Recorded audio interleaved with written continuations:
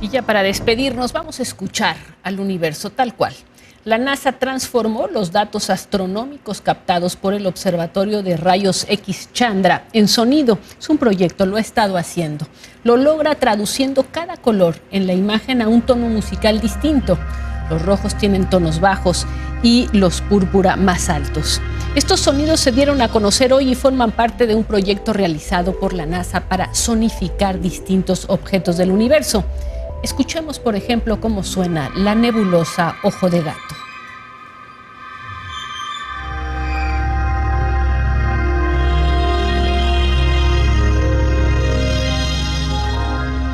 Vamos a escuchar la galaxia Messier 51.